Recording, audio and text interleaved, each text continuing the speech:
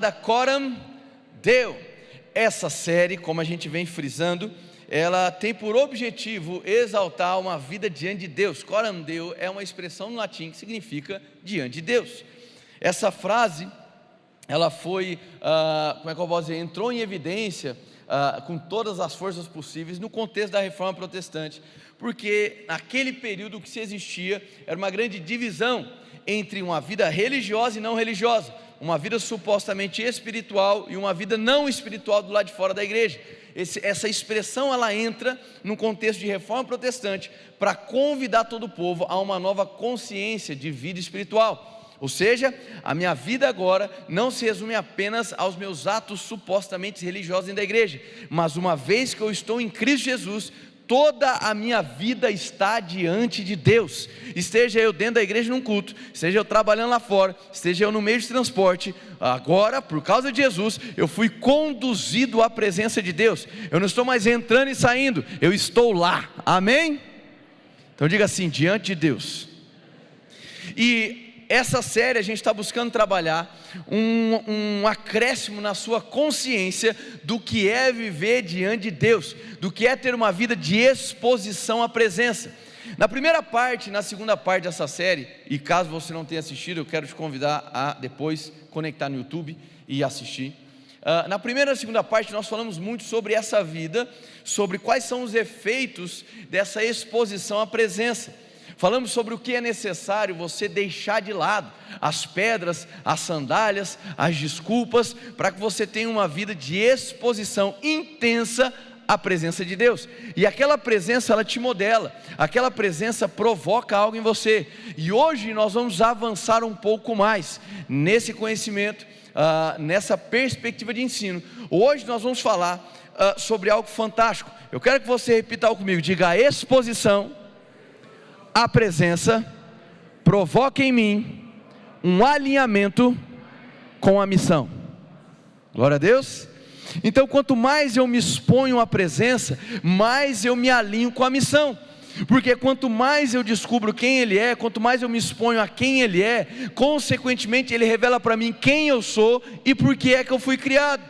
Talvez você está aqui nessa noite e você tem muitos questionamentos existenciais. Talvez você é alguém que constantemente se pergunta: da onde você veio, para onde você vai, quem você é, por que você existe, qual o significado dos seus dias, a sua vida tem algum valor? E a resposta para todas essas perguntas que, entendam, todos passam por essas perguntas um dia. A resposta para todas essas perguntas nós encontramos na presença de Deus. Então à medida que eu me exponho, eu busco a Ele, eu me exponho a Ele, eu adquiro, eu absorvo essas respostas, descobrindo quem Ele é, eu descubro quem eu sou, eu descubro por que é que eu fui criado, eu descubro da onde eu vim, e eu descubro para onde eu vou. Quem pode dar uma glória a Deus? Então a presença é um lugar de respostas, e a presença é um local onde eu sou alinhado para a minha missão. Diga assim: eu tenho uma missão. Glória a Deus. Todos nós temos uma missão, irmãos. Não importa se você tem levado a sua vida de uma maneira inconstante, não importa se até hoje, se você fizer um retrospecto da sua vida, você até mesmo se envergonha das falhas, dos fracassos, dos erros, meu irmão, ainda assim, Deus não desistiu de você, e você tem uma missão aqui na terra. E eu creio, baseado nas escrituras, que quanto mais você se expõe à presença, mais alinhado com a missão você se torna. Então hoje a mensagem é para que nós venhamos a ensinar para você sobre um conceito muito profundo e importante para nós como comunidade: o conceito de espiritualidade ativa. Talvez eu nunca ensinei de maneira um pouco mais detalhada, a gente sempre coloca nas mensagens, não só eu, como Gustavo, Renato, os pastores como um todo, inserem esse contexto sobre alcançar os montes da sociedade. Quem já ouviu essa expressão? Montes da sociedade, esferas da sociedade, áreas de influência, áreas de atuação, perfeito. Nós temos por costume ensinar de maneira mais detalhada no Lab, que é a nossa plataforma de ensino, mas hoje vai ser uma noite especial. Hoje eu vou ensinar 70% do tempo, e nos últimos 30% do tempo eu vou pregar. Pode ser, gente? Glória a Deus. Então eu quero te convidar para abrir em Mateus capítulo 28, versículo 19, e aqui a gente começa a nossa jornada de hoje.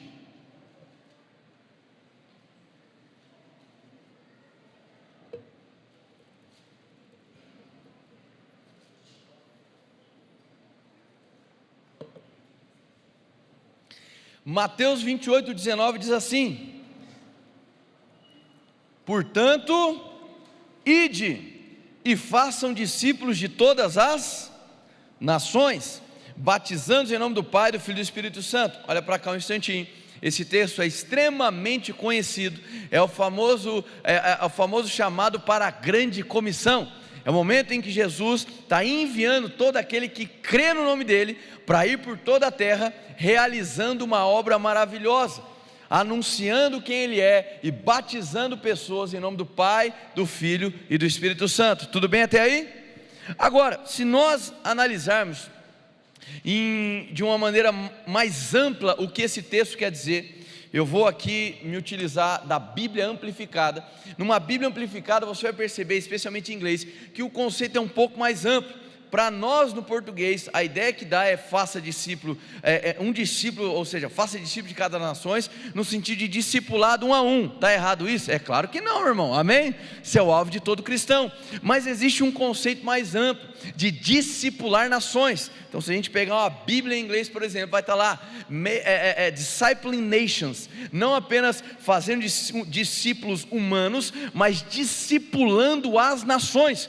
E isso é extremamente coerente e compatível com a perspectiva de Deus de confiar a homens, no caso do Antigo Testamento, e confiar à igreja, no Novo Testamento, terras e cidades.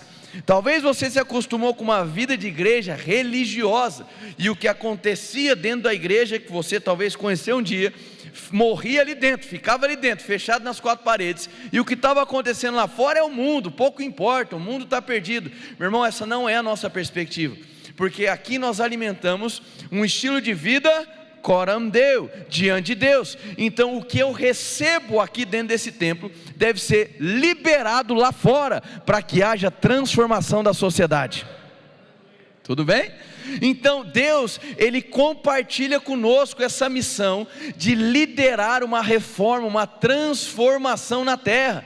E meu irmão, pode dizer uma coisa, muitas vezes nós estamos orando, pedindo para Deus para que haja mudança, e Deus, Ele está querendo responder você dizendo assim: eu também quero mudança, mas eu quero provocar mudança através de você. Glória a Deus. Existe uma frase que tem nos acompanhado desde quarta-feira no culto de expansão, que é a seguinte: quando você decide ter uma história com Deus, Deus passa a fazer história através de você, amém? Então esse conceito de espiritualidade ativa é quando você toma a decisão de dizer: Senhor, eu quero ter uma história contigo, então eis-me aqui, porque eu quero, Senhor, ser submisso à tua vontade. E eu te garanto que a vontade dos céus não é que você separe a sua vida entre atividade religiosa e atividade não religiosa. A ideia dos céus é que você entenda que uma vida de exposição à presença de Deus faz com que você tenha uma vida espiritual dentro do templo e também fora do templo. Quem entendeu, dá um amém? Muito bem. Então existe uma expectativa dos céus de que nós nos responsabilizemos pelo que está acontecendo na nossa cidade, pelo que está acontecendo na nossa nação.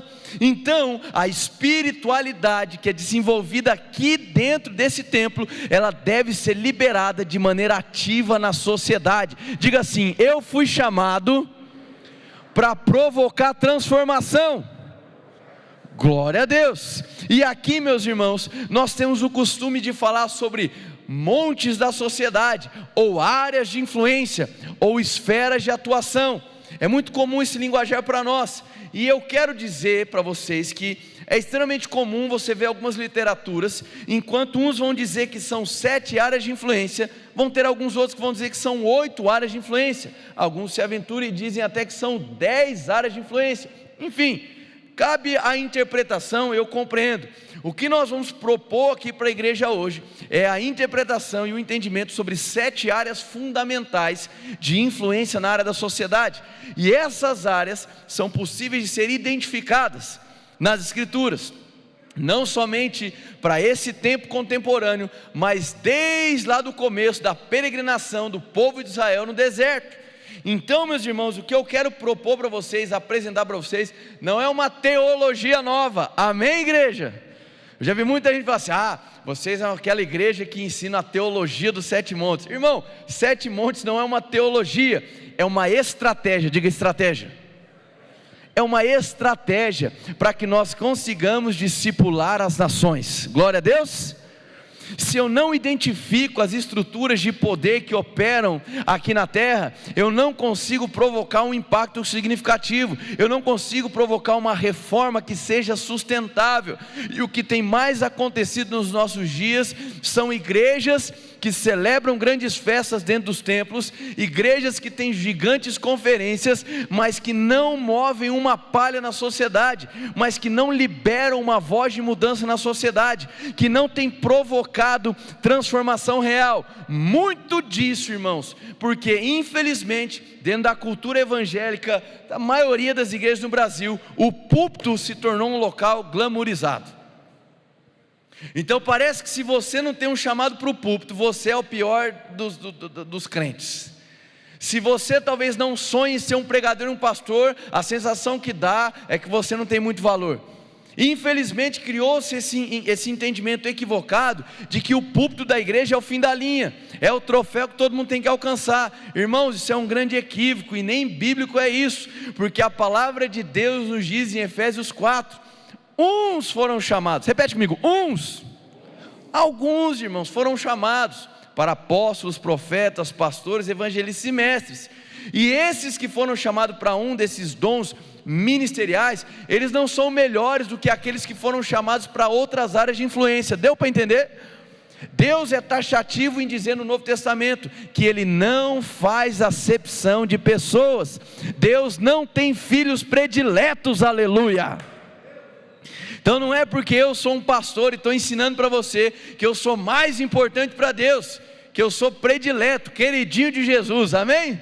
Pedacinho do céu na terra. Não, irmãos, a questão é que eu tenho um ofício, uma responsabilidade diante de Deus, de cuidar e liderar o rebanho dele, mas isso não me torna mais importante do que você, mas a minha responsabilidade é diferente. Quem entendeu aqui?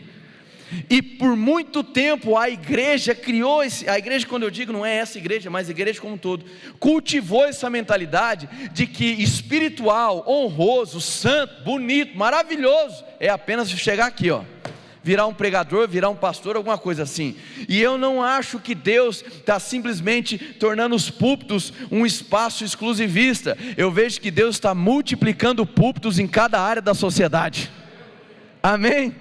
Glória a Deus. Então, através dessa perspectiva de ter uma vida diante de Deus, a gente começa a entender que tão espiritual quanto o que eu estou fazendo aqui agora, pregando para vocês, é um empreendedor começar um negócio e gerar oportunidade de emprego e abençoar a área dele, a área que ele mora, amém, gente?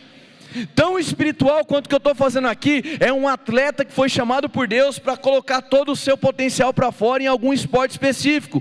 Tão espiritual quanto o que eu estou fazendo aqui é uma pessoa que foi chamada para o mundo da moda, amém, gente?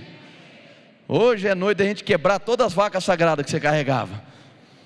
As pessoas se acostumaram a glamourizar esse púlpito, e isso é um problema muito grande. Por quê? Porque, meu irmão, entenda, existem lugares na sociedade que pastor nenhum vai acessar, mas que um médico vai acessar, que um advogado vai acessar, que um contador vai acessar, que uma pessoa que trabalha no caixa do supermercado vai acessar. Quem está entendendo aqui?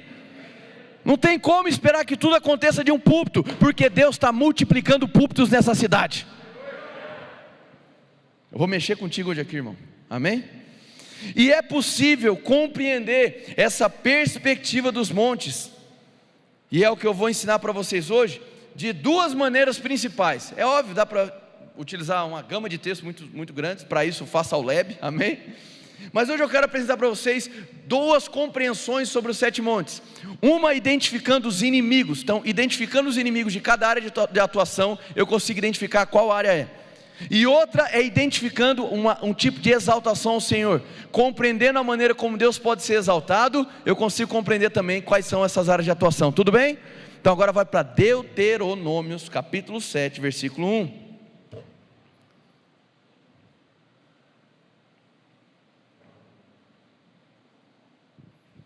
Irmão, está acontecendo um trem estranho aqui, ó. Toda vez que eu paro na mensagem, a mensagem some. Aí eu ponho, ela some. Aí eu ponho, ela some. Mas pastor, você já pregou lá 2 vezes hoje, você não aprendeu ainda não, né? Já está sumindo aqui, irmão. Mas vamos lá. Todo mundo chegou em Deuteronômio 7? Então agora você vai segurar um pouquinho, respire e olha para mim. É muito comum as pessoas me falarem assim: esse negócio dos montes é um negócio novo, moderno, contemporâneo. Não é não, irmão. Isso começou lá atrás. O problema é que a gente não está enxergando a Bíblia dentro da perspectiva correta, ou identificando como Deus atuava. Vou dar um exemplo para você. Sabia que Deus, na peregrinação do povo de Israel, durante o deserto, Deus cuidou do saneamento básico? É sério, irmão. Ele dá instrução sobre o que é que deveria ser feito com os dejetos fecais, para que não houvesse contaminação na água que eles bebiam. Então Deus estava ali dando orientações de saneamento básico. Vou te dar outra dica. Deus é especialista em crise sanitária. Se a Organização Mundial de Saúde tivesse lido a Bíblia, eles não fariam o que eles fizeram, amém? Porque Deus deixa muito claro que diante de uma doença infecto-contagiosa, não é essa a expressão que ele utiliza, mas a doença que ele fala aquele que estava contaminado, o contaminado, não quem está sadio, o contaminado deveria ser isolado, só o contaminado, pelo amor de Deus, amém? Entenderam, né? Amém? Desabafa aqui agora. Está falando, tira ele do arraial. Quem está ruim, quem está bom, vive, irmão, amém? Glória a Deus. Por exemplo, você vai perceber que Deus dá dicas sobre a roupa íntima do sacerdote, Deus cuidando do pudor do ser humano. Você vai perceber que Deus se importa com a área da educação, dizendo: o pai vai ensinar para o filho, vai caminhar com ele, quando ele estiver andando ele vai ensinar, quando estiver sentado vai ensinar, quando despertar, quando for dormir, ele vai ensinar de pai para filho. Diga: de pai para filho. Isso é um confronto à geração atual, que se acostumou a terceirizar a responsabilidade de educação a escolas, ao Estado e muitas vezes para o departamento infantil da igreja. É responsabilidade dos pais, essa educação é de pai para filho. A escola tem o seu papel, o Estado tem o seu papel, o departamento infantil tem o seu papel, mas é de pai para filho. Diga: é de pai para filho. Por exemplo, tem pessoas que vão dizer: porque a política de representatividade é uma pauta ideológica da esquerda. Conversa fiada, irmão. Tanto a esquerda, a direita também, vive puxando da Bíblia algumas pautas que são super ideológicas e ficam chamando de pautas de esquerda e direita. Uma óbvia, irmão. Política de representatividade, quem criou foi Deus. Quando ele separa a nação de Israel, falou o seguinte: cada um das 12 tribos e o estrangeiro vai ter voz. O que Deus estava querendo dizer? Vamos ser democráticos, cada um aqui vai ter direito. Deu para entender ou não? Então Deus, na peregrinação do deserto, Ele foi fazendo uma reorganização de toda a sociedade. Ele estabeleceu uma lei. Essa lei mosaica serve até hoje, meu irmão, como um esteio para a concepção de direitos humanos até hoje. Porque é o entendimento do que é moral, do que é imoral, foi a partir de uma lei dada por Deus.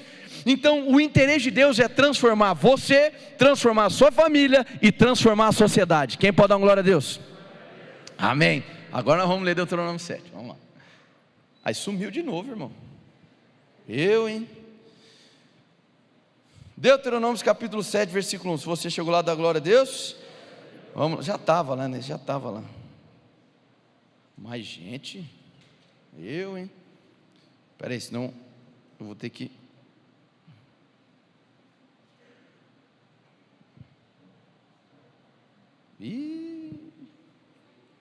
Deu ruim o trem.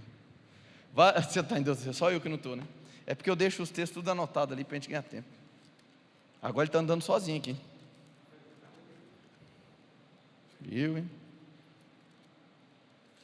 Deuteronômio capítulo 7, versículo 1. Quando o Senhor teu Deus te trouxer a terra que vais possuir e tiver expulsado muitas nações diante de ti, os heteus e os girgazeus e os amorreus e os cananeus e os ferezeus e os heveus e os jebuseus, 7 nações maiores e mais poderosas do que tu. Então olha para cá um instantinho. Deus fala sobre 7 nações que estariam na terra, dominando não apenas a terra em si, mas ao redor dela, e que a nação de Israel teria de enfrentar. E esses inimigos eram maiores, mais influentes, mais poderosos que a nação de Israel. Eram quantos inimigos? 7. Em algumas versões eu falei heteus e em algumas está hititas. Muito bem. Eu diria que para cada uma dessas nações, você compreendendo o histórico dessa etnia, desse grupo, o histórico, as marcas históricas de cada um desses grupos, ou pelo significado desse próprio povo, nós conseguimos identificar áreas de atuação. Então aqui o paralelo que eu quero propor para vocês é de que cada um desses inimigos, eles significam um inimigo em uma área da sociedade. Glória a Deus. Para ajudar os irmãos, eu vou pedir para colocar um slide agora aqui. Está pronto aí ou não? Primeiro slide, perfeito. Então, com esse, rapaz, ficou bonitinho esse aí, viu? Parabéns, viu? Nota 10, cara, olha lá. De manhã não estava assim não, amém? Então a gente tem o primeiro ali, os heteus ou os hititas. Nós vamos perceber que o significado ou a marca histórica desse povo era o medo e o terror. Eles estavam vinculados às más notícias, muito bem, a distorção do que é a verdade. Qual é a entidade demoníaca que mais atua nesse monte? Esse monte é o monte da mídia, da comunicação, Apolion, que é claro, irmão, isso aqui é uma cola para você estar em casa, não tem como eu saturar o estudo falando de demoniologia aqui até 10 horas da noite, amém, gente? Não dá. Os Girgazeus, o significado de Girgazeus e a sua marca histórica era de corrupção, ficou faltando uma palavra ali, corrupção. Então, corrupção, o orgulho, o espírito de orgulho, principal entidade demoníaca atuando, Satanás. Qual é o monte que nós compreendemos que ele é inimigo? O da política, faz sentido? Muito bem. Quantos aqui podem perceber que existe uma marca de corrupção nas últimas décadas da nossa nação? Quem pode perceber? Existe uma atuação, uma potestade específica, provocando uma influência de corrupção muito grande na nossa nação. E isso não é apenas no que diz respeito àqueles que têm atuação parlamentar, é em toda a nação. Sim ou não, irmãos? Tá bom, vamos chamar a responsabilidade, né? Terceiro povo são os amorreus. Os amorreus, ele tem por significado a alta consideração do pensamento humano. Então aqui fala do humanismo, do antropocentrismo. As duas entidades demoníacas que atuam ali, Beelzebu e o príncipe da Grécia. Beelzebu é a junção de duas palavras, Baal e Zebu, que significa senhor das moscas, e o príncipe da Grécia é destacado no livro de Daniel. A atuação deles é tirando Deus da equação na educação do povo. E eu faço um parênteses aqui, irmão. É impressionante como a educação do Brasil tem sido afetada nos últimos, põe ano aí na frente, amém?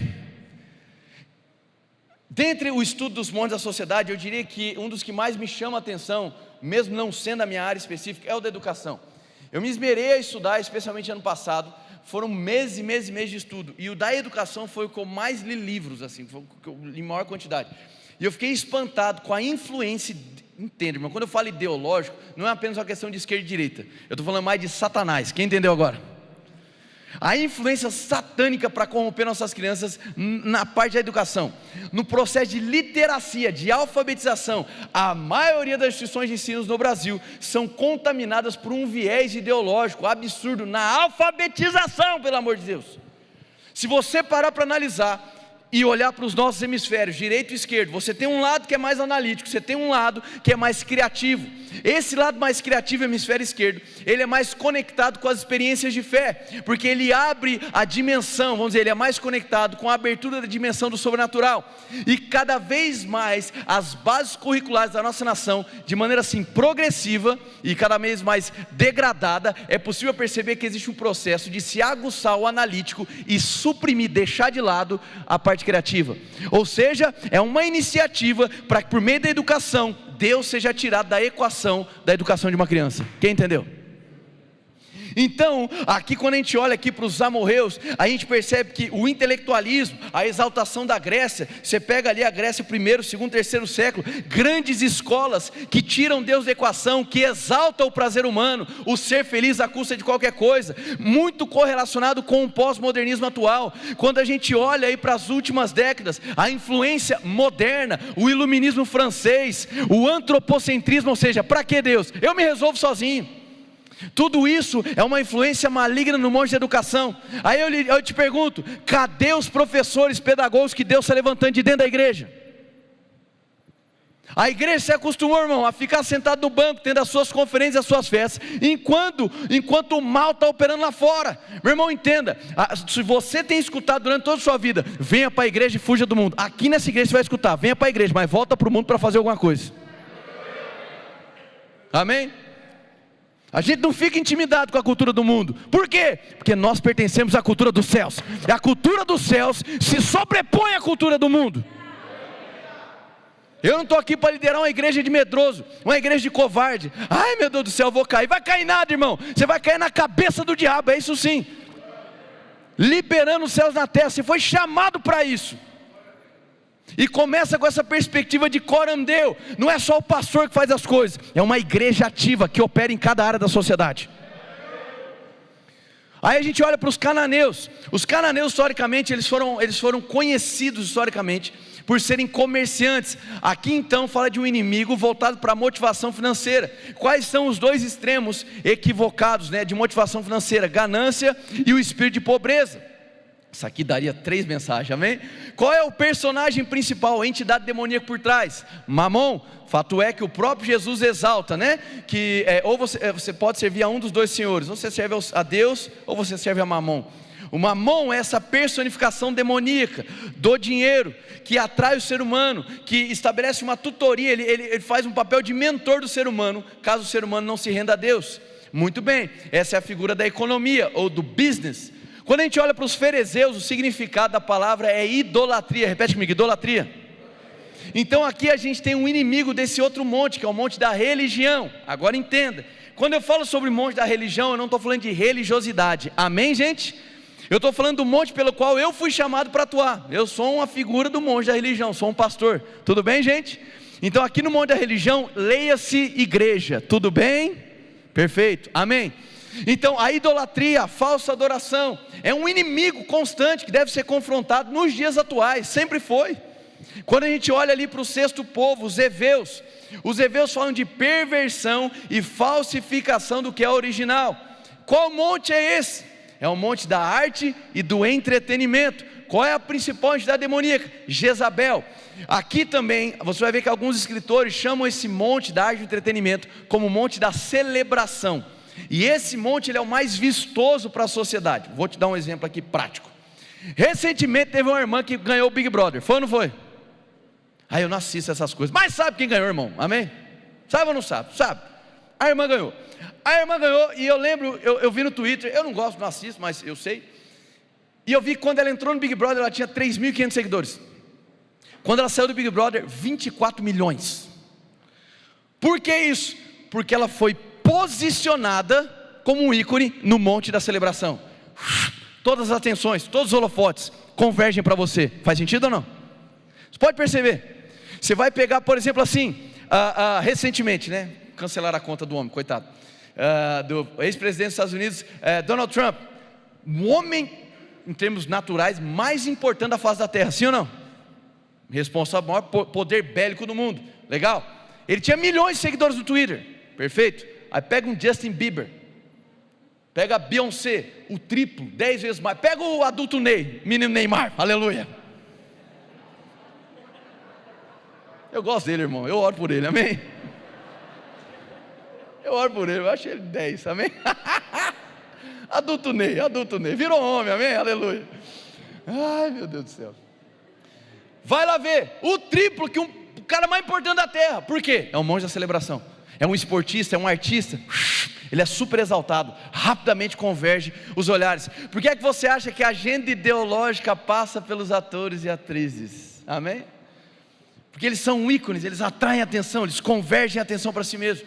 Esse monte é muito importante, já vamos falar um pouquinho sobre ele. Por último, não menos importante, nós temos os jebuseus. Jebuseus aponta para a rejeição. Então fala aqui do monte da família. É a raiz de rejeição, é a causa de muitos males familiares. É a raiz de rejeição que provoca o acompanhamento de um espírito de orfandade. E o espírito de orfandade, o que é que ele provoca, irmão? Toda uma desestruturação, uma desagregação do seu pensamento. Você começa a se tornar uma pessoa que não consegue confiar em outras pessoas. Você se torna uma pessoa que não consegue confiar nem no seu cônjuge. A ausência de paternidade, a rejeição, o abandono. Esses elementos provocam em você um aprisionamento. Você não consegue crescer na vida, irmão. É terrível. Você percebe que é uma atuação específica de Baal. E Baal é esse espírito que carrega a influência de imoralidade e perversão, incitação de aborto, incitação de suicídio. Então isso aqui, pelos inimigos, a gente identifica 7 áreas de influência: mídia, política, educação, economia, religião, arte, entretenimento e família. Quem entendeu, dá um amém. Eu estou ensinando só aqui, amém? Agora vai para Apocalipse capítulo 5.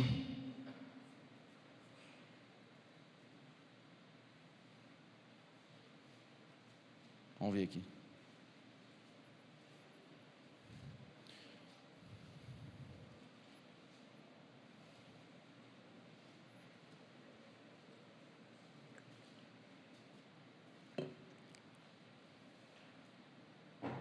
Oh, aleluia. Acho que o satanazinho aqui foi embora. Amém? Apocalipse 5, versículo 11. Apocalipse, para quem não está familiarizado, é o último livro das Escrituras, tá? É o último livro, então abra lá, por favor. Apocalipse capítulo 5, versículo 11 diz assim: então olhei e ouvi a voz de muitos anjos, milhares de milhares e milhões de milhões.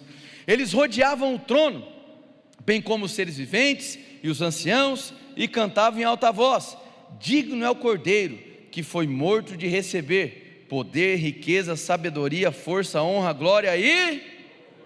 Então existem aí palavras específicas sobre exaltação ao Senhor. Deixa eu só contextualizar. Aqui o apóstolo João escrevendo diante de uma visão profética que ele teve acerca do fim. Esse fim está extremamente relacionado a eventos que sucederiam ainda no primeiro século da igreja. Ele escreveu isso na ilha de Patmos, antes do ano 70 depois de Cristo. Alguns historiadores, a maioria dos historiadores acreditam que ele foi enviado para lá por Nero, ok? Perfeito. Então ele faz aí esse apontamento profético. Ele observou anjos, milhares e milhares, milhões de milhões, exaltando ao Senhor. Só que existiam quantos elementos específicos aqui, irmão? 7 mais uma vez, a saber: poder, riqueza, sabedoria, força, honra, glória e louvor. Joga para a gente na tela aí, segundo slide. Então, primeiro a gente identificou as áreas de atuação pelos inimigos. Agora, só para a gente afirmar o nosso entendimento, vamos identificar mais uma vez as áreas de atuação pela exaltação ao Senhor. Por quê? Porque, meu irmão, a ideia aqui do ensino de hoje não é que você identifique o inimigo e fique morrendo dele. Não, não, não. Você precisa compreender que, como igreja, nós podemos exaltar o Senhor em cada uma das áreas da sociedade. Cadê você agora? Quando falamos sobre poder, estamos falando sobre governo, o ambiente da política, o funcionalismo público, as forças de poder, forças policiais, forças de segurança, estão dentro das estruturas de governo e política. Quando falamos sobre riqueza, estamos falando sobre economia, o ambiente de negócios, business, amém? O empreendedorismo, o empresariado. Quando falamos sobre sabedoria, estamos falando sobre conhecimento aplicado, estamos falando do monte da educação, inovação, tecnologia. Quando falamos sobre força, irmão, a força da sociedade, que sustenta a sociedade, é quem? A família.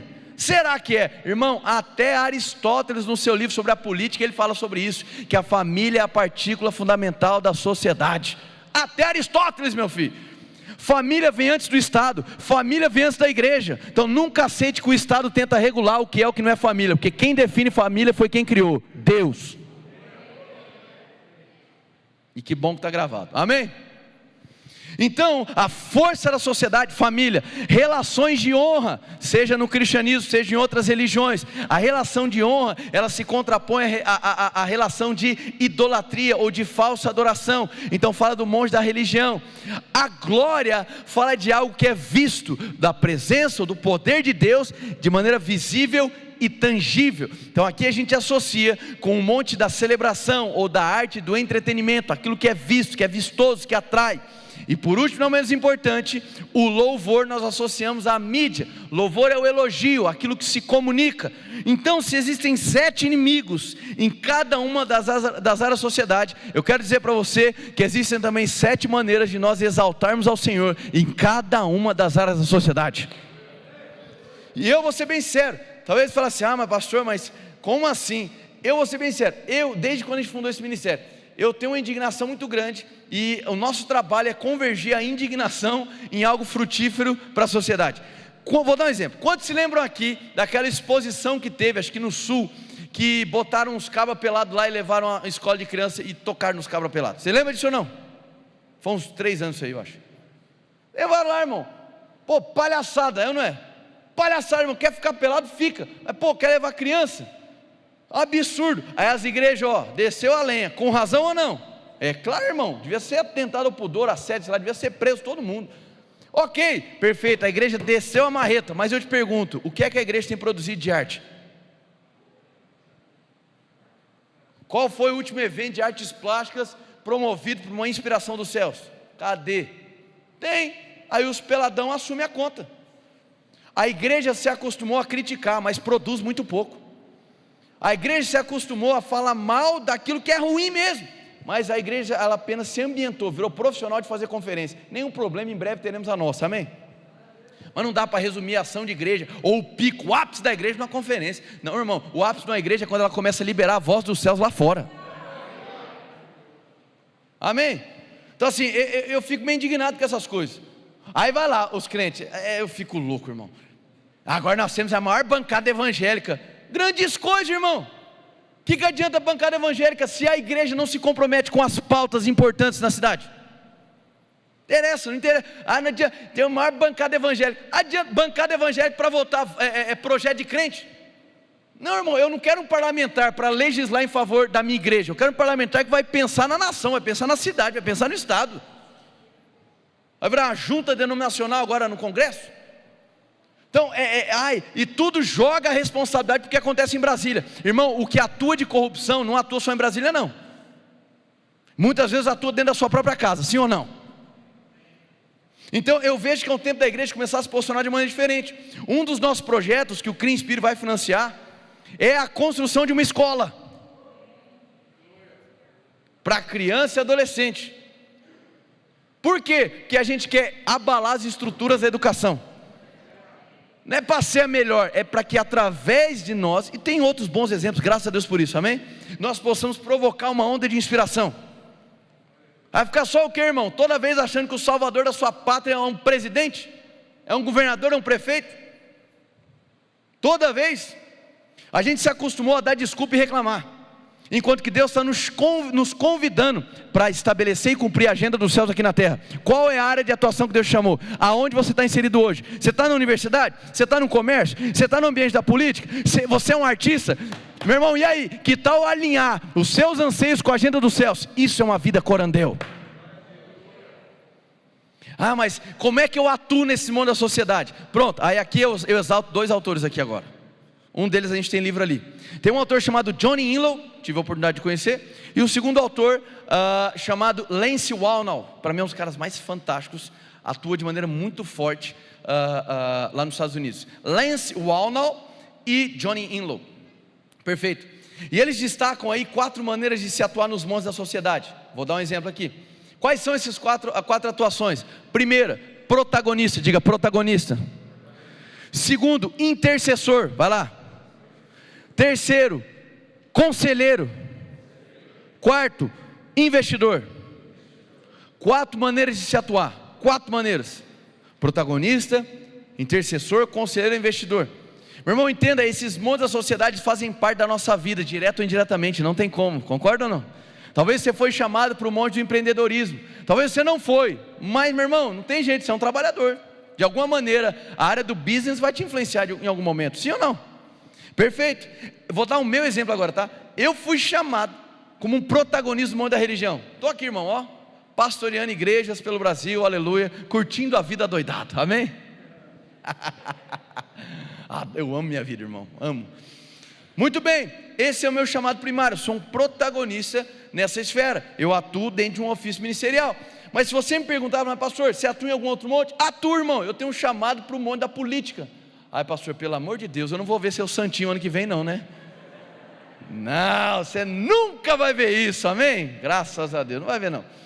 Não vai ver, por quê? Eu não tenho um chamado para isso, chamado para carga letiva, para exposição nesse ambiente da política, mas eu tenho um chamado na área da política, como conselheiro no ambiente político. E meu irmão, sem eu fazer força nenhuma, constantemente, Deus vai conectando personagens do ambiente político, sejam assessores parlamentares ou parlamentares de fato, para ter conexão, está conversando, está de alguma maneira ensinando e construindo uma cosmovisão, uma visão de mundo mais próximo da Bíblia possível. Quem entendeu isso aqui? Amém? Fica tranquilo, irmão, você nunca vai me ver no santinho, amém? Fica descansado. Perfeito, isso é um tipo de atuação. Tem pessoas que vão ser chamadas de outra maneira. Vamos dar um exemplo de Daniel, por exemplo. Daniel, ele começa muito bem posicionado como um intercessor. Mas você vai percebendo que além de intercessor, ele se torna um conselheiro de Nabucodonosor. Deu para entender ou não? E deixa eu fazer um parênteses aqui, importantíssimo, tá, meu irmão? Importantíssimo. Eu vejo muito cristão assim, eu não me envolvo na política, eu não me envolvo não sei aonde, porque é muita sujeira. Perfeito, você está com medo de se sujar também? Você não confia no seu taco não, filho? Você não confia no que você carrega? Porque é o seguinte, José, Daniel, Neemias, Esther, todos enviados por Deus, num ambiente corrupto e no reino pagão. E aí? Então tem aqueles que Deus separa e envia no meio da bagunça mesmo. Por quê? Porque Deus está levantando aqueles que não se dobram à cultura do mundo, mas que manifestam a luz de Deus aonde quer que eles estejam inseridos. Então vamos parar de covardia, bater no peito, se alinhar com o caráter de Deus e manifestar a vida de Deus lá. Aí não é porque o dinheiro ou o poder vai me corromper. Mentira, poder e dinheiro não muda você, ele amplifica o que você já era. É que o dinheiro me muda, não é que o dinheiro te muda, é porque sem o dinheiro você já era um avarento, mas você era um avarento sem dinheiro e com raiva. Aí com dinheiro você continua sendo avarento, mas com dinheiro e com menos raiva. Deu para entender ou não? Então não é uma questão de poder ou dinheiro, é uma questão de quem é você diante dele. A vida corandeu, ela vai modelando quem você é, ela vai te refinando até o seu caráter ser semelhante ao de Jesus Cristo, para você parar de ter medo de atuar em ambientes pagãos. Deus precisa de você lá, meu irmão. Glória a Deus. Ih, o bicho voltou aqui, amém? 4 maneiras de atuação. Agora eu quero te convidar para ir em Efésios capítulo 6. Irmãos, tudo bem eu passar um pouquinho do tempo hoje? Porque eu já estourei o tempo, inclusive, amém? Você nem percebeu. Ei, pastor, a mensagem está tão boa que o tempo voou, aleluia. Efésios capítulo 6, a gente vai ler a partir do versículo, eu já estou encerrando, mais uns 13 versículos e acabou. Brincadeira, gente, vamos. Acho que é duas passagens a gente encerra, duas. Efésios capítulo 6, versículo 11, se você chegou lá, diga amém. Muito bem, isso aí, acordaram. Vistam toda a armadura de Deus, para poderem ficar firmes contra as ciladas do diabo, pois a nossa luta não é contra pessoas, em algumas versões não é contra carne nem sangue, mas contra os poderes e autoridades, em algumas versões principados e potestades, contra os dominadores deste mundo, das trevas, ou príncipe das trevas, contra as forças espirituais do mal nas regiões celestiais, em algumas versões, hostes da maldade. Perfeito, olha para cá. Esse texto ele é muito mal compreendido e ele é muito importante de eu citar ele agora. Por quê? O povo lê esse texto e dá uma animada com a tal da armadura, está entendendo? Quem entendeu aqui? O povo dá uma animada com a tal da armadura. E assim, aí vai. Quem nunca, né, irmão? Agora eu coloco as sandálias, agora eu coloco o capacete, o escudo, agora estou preparado para a batalha espiritual. Não querendo furar o seu balãozinho, irmão, eu já fiz isso também, amém? Quem nunca, irmão, amém? Eu lembro que eu ia evangelizar na Costa e Silva. Vamos evangelizar, vamos. Mas antes, primeiro vamos colocar as sandálias, a couraça da justiça, o capacete da salvação, botava o escudo da espada. Agora eu estou preparado para a guerra, amém? Perfeito, mas não precisa disso, amém, gente? A questão é a seguinte: Paulo, a teologia paulina é simplesmente fantástica. O grau de coerência, de objetividade, de fechamento de Paulo com as suas ideias, de uma carta para outra, é simplesmente absurdo. Como ele consegue ser coerente no ensino detalhista, sem se perder, sem ser contraditório. E aqui não é diferente. Então assim, vamos lá. Existe uma luta espiritual, sim ou não? Está aqui, irmão, tem como arrancar a página da Bíblia? Não, existe. Mas que luta é essa? Porque o próprio apóstolo Paulo, em diversas cartas, inclusive em Efésios, vai dizer que nós somos o quê? Vencedores. Que Jesus já venceu os principados e potestades, despojou, expôs ao vitupério, à vergonha. Paulo em Efésios capítulo 1 vai dizer que hoje nós estamos assentados com Jesus, ao lado, à destra de Deus nas alturas. Amém, gente? Paulo, de maneira exaustiva, Ele é o autor do Novo Testamento que mais fala sobre quem nós somos em Cristo Jesus, sobre a nossa posição em Cristo Jesus. Diga assim: eu sou o que a Bíblia diz que eu sou. Muito bem, a Bíblia diz que você é um filho amado, que você é a justiça de Deus, que você é mais que vencedor, amém, gente? Que você tem lugar à mesa de Deus, que justiça, paz e alegria fazem parte de você, que os seus pecados foram perdoados, que você recebeu vestes novas. Essa é a sua posição, você é mais que vencedor. Então peraí, que batalha é essa se eu já venci? Aí Paulo ele dá uma localização nas regiões celestiais. Essa expressão no grego é eporâneos, que significa acima dos céus. Rapidamente aqui, a Bíblia fala sobre 3 céus: os céus do firmamento, que é onde nós estamos. Ela fala de um terceiro céu, que é onde o trono de Deus está. E obviamente é onde diz que nós espiritualmente nos encontramos, porque estamos em Jesus e Ele está à destra de Deus, amém? Mas ela também fala de umas regiões celestiais, de atuação intenta de anjos e demônios. E ele está localizando que existe então uma luta espiritual que é travada onde? Nas regiões celestiais. Agora deixa eu dizer uma coisa: você precisa entender que nunca existiu uma medição de força ou de poder entre Deus e o diabo. Nunca houve assim: Deus é poderoso, aí o diabo está do outro lado segurando, aí eles estão medindo força. Não, irmão, Deus é Deus. Nunca houve essa oposição de força, oposição de poder. O que existe é uma oposição de essência. Deus é bom, o diabo é mau, amém? Quer ouvir uma boa nova agora? Você está em Cristo. Você não entendeu? Se você está em Cristo, se você é um com Ele, e Ele já venceu, hoje não existe mais oposição de força e poder entre o diabo e você. Existe oposição de essência. Ah, mas por que eu acho o diabo tão poderoso? Porque o que está faltando para você é corandeu. Construir uma consciência da presença, de tal modo que as iniciativas do diabo não te derrubam, porque você sabe que o que habita em você é 1000 vezes maior do que o diabo pode fazer. Amém?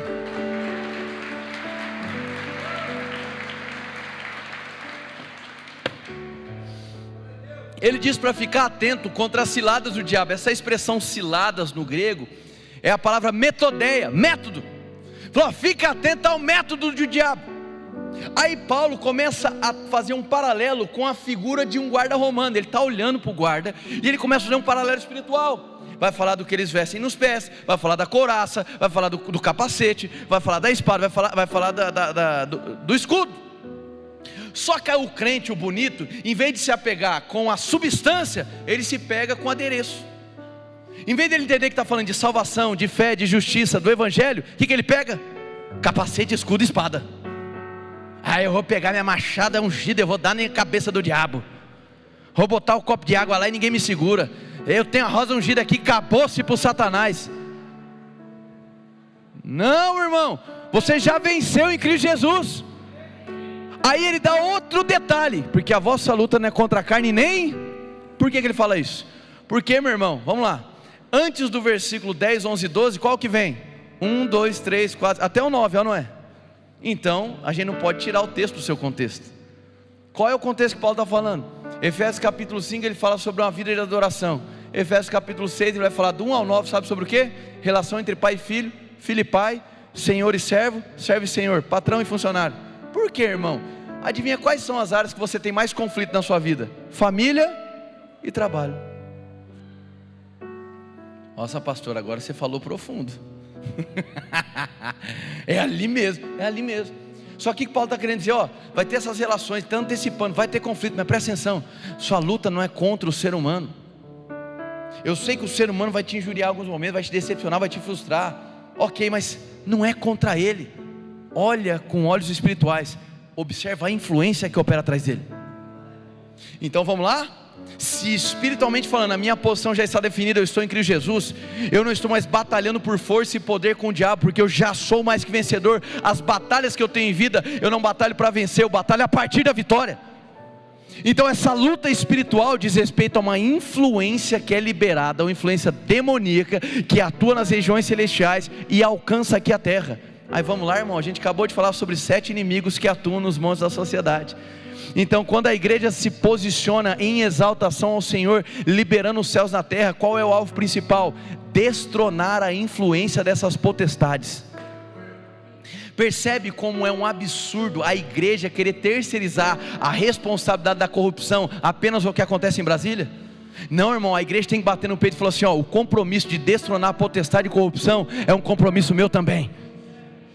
Diga: Deus, conte comigo para liberar os céus na terra, porque eu não aceito essa potestade de corrupção liberando uma influência de orgulho e corrupção na minha nação. Quem está entendendo isso aqui? Essa é a posição. Essa luta diz respeito à influência espiritual que opera, irmão, opera até hoje.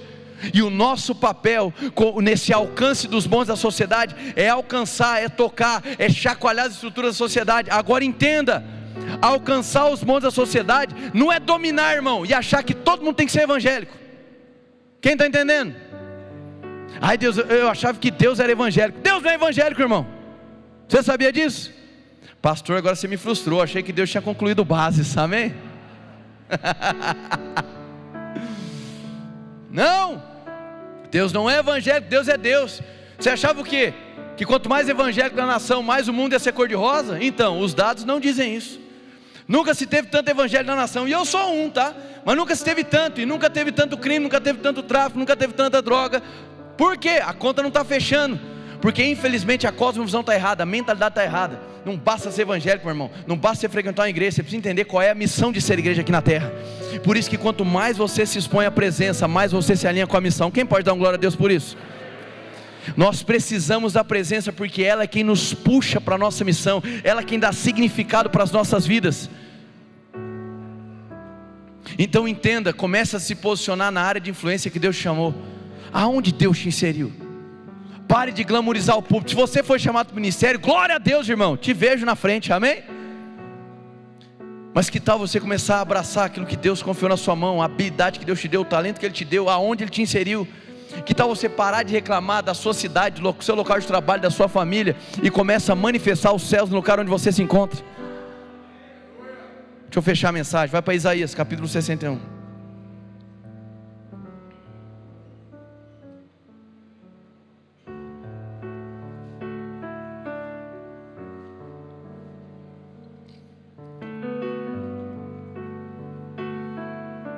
Isaías 61 versículo 4, é o último texto, tudo bem?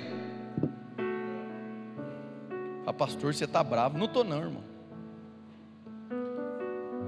Isaías 61 versículo 4 vai dizer da seguinte maneira: e eles reconstruirão as velhas ruínas, e restaurarão os antigos escombros, renovarão as cidades arruinadas que têm sido devastadas, de geração em geração. Olha para cá. Quem é esse grupo aí que está descrito eles? Em Isaías 61, do versículo 1 ao 3, vai falar sobre o ungido, que é Jesus Cristo. O para que ele foi ungido, a missão dele. E vai começar a descrever o que ele faria. Esse é um texto de um apontamento profético do Messias. Aí vai dizer que ele levantaria aqueles que estivessem caídos, que aqueles que estivessem debaixo de pranto agora provaria de festa, aqueles que estavam debaixo de cinza agora ia provar de uma coroa. De quem que ele está falando, irmão? De você, querido. Não era você que estava debaixo de pranto, conheceu Jesus, foi para a festa? Não era você que estava sem perspectiva, mas conheceu Jesus, Ele te deu significado? Não era você que sem Jesus estava caído, mas por causa de Jesus está de pé? Não é você? Perfeito. Só que ele diz, e estes, ou seja, você que estava caído e está de pé, que estava na cinza, está de coroa, estes aí vão restaurar as cidades em ruínas. Espera aí, isso aqui é maravilhoso. Deus está compartilhando uma agenda de reforma com a igreja. Senhor, transforma a minha cidade. Deus, amém. Mas eu conto com você para que isso aconteça, porque aquele que decide ter uma história com Deus, Deus passa a fazer história através de você. Se a gente for pegar as palavras no grego aqui, eu não vou perder tempo para a gente encerrar. Você vai perceber que esses conceitos de escombros, ruínas, no hebraico fala sobre desperdício. Você consegue entender a preciosidade disso? Deus te chama para ser um parceiro da agenda dos céus, para que através da atuação dos santos na sociedade, nós possamos pegar esses locais que hoje estão debaixo de desperdício e ressignificá-los, para que a glória de Deus seja exaltada. Quem entendeu isso aqui? Então deixa eu dizer uma coisa, talvez você entrou aqui essa noite sem muito entender das coisas, cheio de perguntas a respeito da sua própria vida. A primeira coisa que eu digo para você, você precisa da presença. Na presença é onde você encontra todas as respostas, de onde você veio, para onde você vai, quem você é, por que você existe. E uma vez na presença, quanto mais exposição à presença, mais alinhamento com a missão. E a sua missão, meu irmão, diz respeito a áreas de influência na sociedade, que hoje governam aí principados e potestades, liberando influências demoníacas, de corrupção, de imoralidade, de perversão, de distorção. Mas eu creio para um tempo de igreja, não apenas a nossa, mas igrejas sendo levantadas, para liberar os céus na terra, e trazendo ordem ao caos, e restaurando as cidades que estão hoje desperdiçadas. Deus conta conosco, irmão. Eu estou te dizendo, nós não somos uma igreja que vai ficar apenas aplaudindo o auditório cheio. Nós somos uma igreja que tem um compromisso de restaurar as cidades em ruínas. Então qual é a área que você atua hoje? Qual a área que queima no seu coração? Talvez você foi massacrado por um sistema religioso, onde só era bonito, benéfico e espiritual ser um pastor, ser uma pregadora, uma missionária. Não, entenda, existem áreas de influência que são campos missionários. Deus está precisando de juristas, sim ou não, irmão? Pelo amor de Deus. Deus está precisando de políticos debaixo de princípios do reino. Deus está precisando de homens e mulheres de negócios, que vão ser multiplicadores de oportunidade de emprego, que vão chacoalhar a economia local e nacional. Amém. Deus está levantando os artistas dessa geração, que vão manifestar os céus através da arte. Eu creio, meu irmão, que Deus está levantando aí, está recrutando uma frota gigantesca de comunicadores, de mídias honestas, que vão ter filtros da palavra. Estou falando de mídia evangélica que só conta a história da igreja, não é isso, irmão. Estou falando de mídia debaixo de princípio, debaixo de filtros da verdade, da honestidade. Então que tal você começar a se abrir para as ideias que Deus tem para a sua vida? Que tal você começar a se abrir para a área de atuação que Deus te confiou? Que tal você parar de ser uma pessoa que só reclama e lamenta, e começa a dizer: Deus, conta comigo para estabelecer a agenda dos céus aqui na terra. E nós fazemos isso quando nós servimos, porque Jesus, que é o rei, não veio para ser servido, mas veio para servir. Então você precisa entender que alcançar os montes não é dominar, vou sitiar de evangélico da minha igreja, aleluia. Não, é servir. Você alcança as pessoas, você toca as pessoas quando você serve. Você não precisa só ser o chefe para alcançar uma área da sociedade. É servindo, irmão, é amando, é liberando o poder de Deus aqui na terra. Você está aqui ou não? Então fica de pé no seu lugar, que se deixar eu prego até amanhã sobre essa mensagem. Quem aprendeu alguma coisa hoje aqui? Então agora eu quero que você feche os teus olhos. Eu tenho 2 orações para encerrar a parada, e a segunda oração nós vamos fazer uma ativação profética. Você vai sair daqui com respostas de Deus. Aleluia. Fecha os teus olhos. 2 orações rápidas e a gente encerra a conta hoje.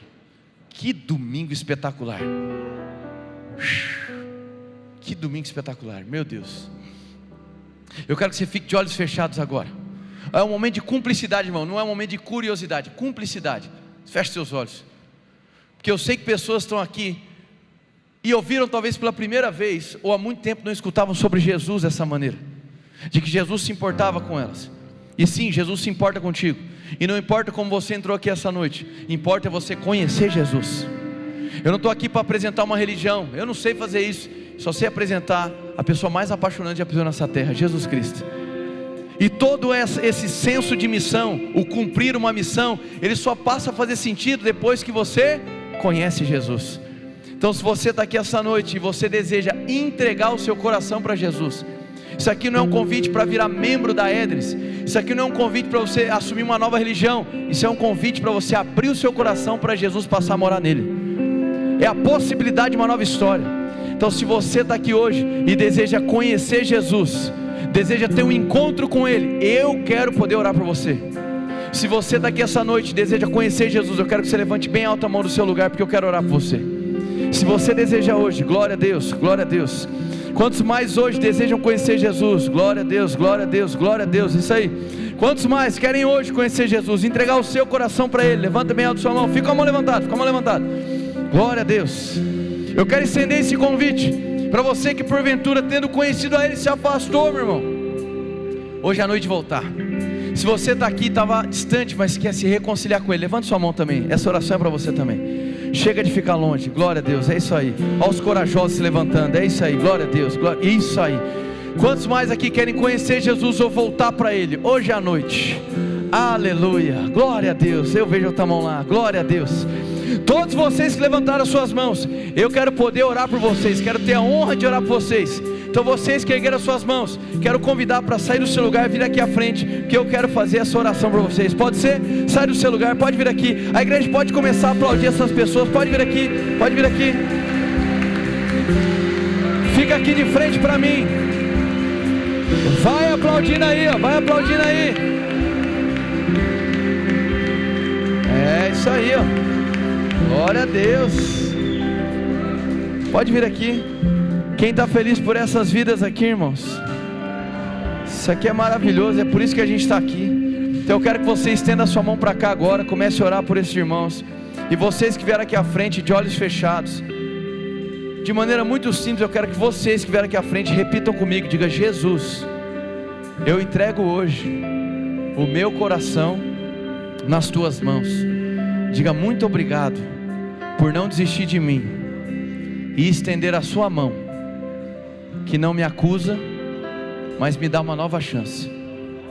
Diga: Jesus, a partir de hoje, os meus dias são teus e o meu coração é teu. Diga: muito obrigado por não desistir de mim. Diga: a partir de hoje, começa uma nova vida. Em nome de Jesus, sejam bem-vindos à família de Deus.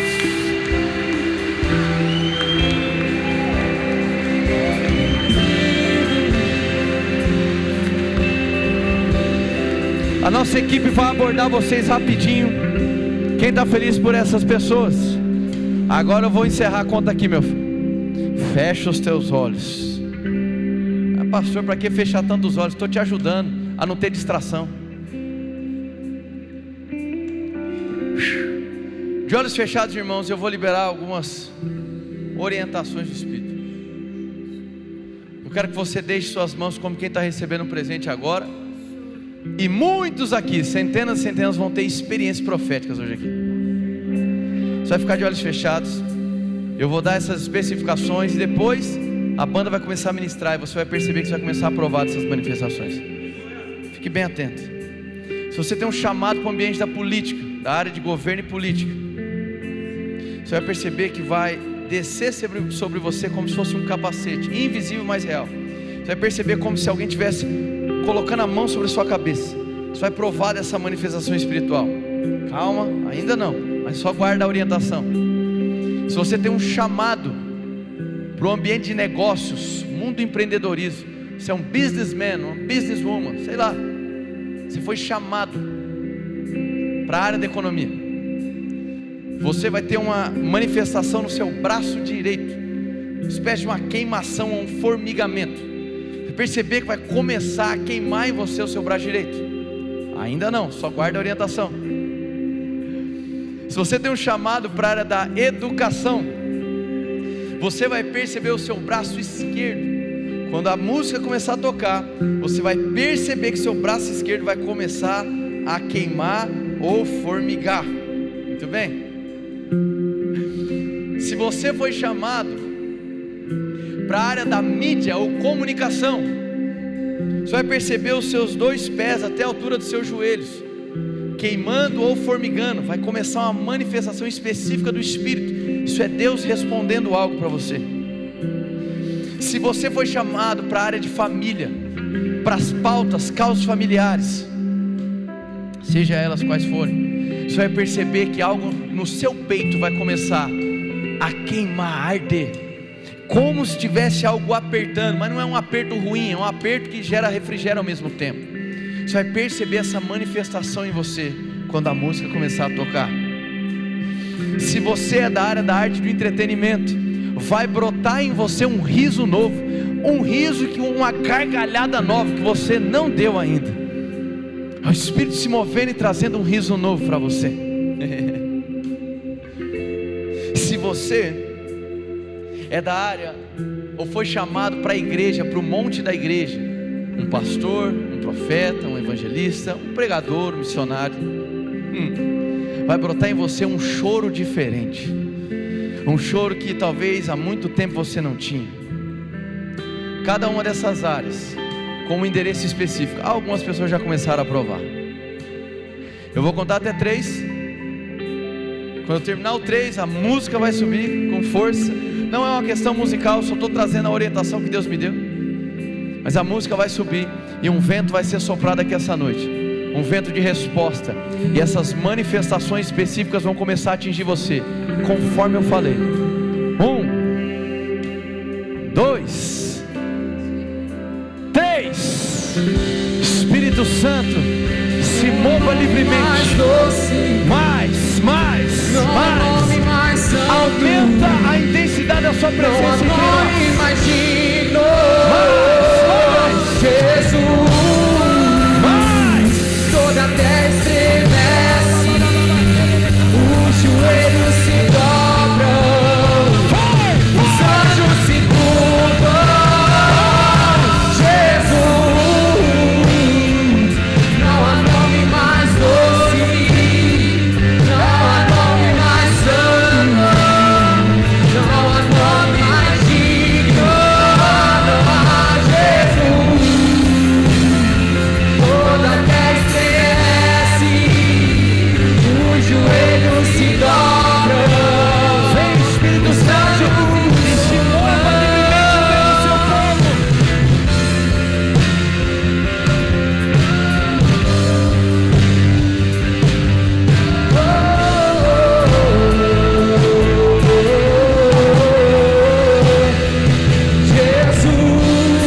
Jesus, não há nome mais doce, Exaltar o nome dele. não há nome mais Comece a santo, exaltar o nome dele. nome mais digno, não há Jesus. Toda a terra estremece, os joelhos se dobram, os anjos se curvam. Tu tens o nome sobre todo nome, tu tens o nome sobre todo nome, tu tens o nome sobre todo nome, no céu, na terra e debaixo da terra.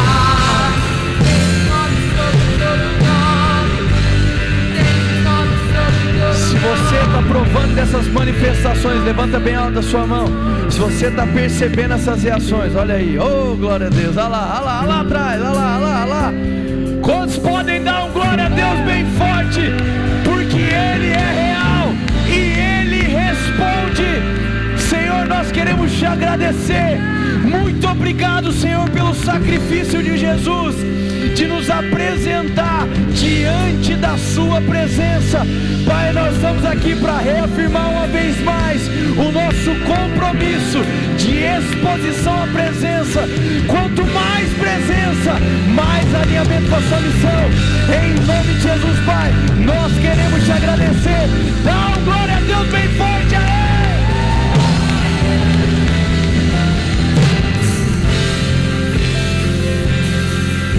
Eu quero lembrar os irmãos que nós temos um time de milagres, que é a minha direita e a minha esquerda.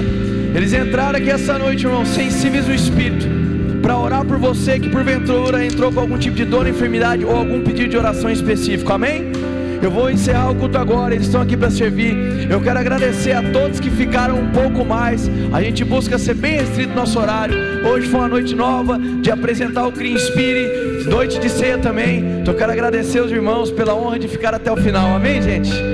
Espero que você tenha sido abençoado e edificado com o ensino das Escrituras. E eu declaro, a sua vida nunca mais será a mesma. Eu declaro em nome de Jesus, na sua casa, no meio de transporte, aonde você trabalha, chegou o tempo de cumprir a agenda dos céus aqui na terra. Isso é o Corandeu. Um grande abraço, meu irmão. Se você se tornou um parceiro do Clean Spirit, passa lá no nosso instante, conhece lá. Beijo no coração, boa noite, boa semana. outra vez.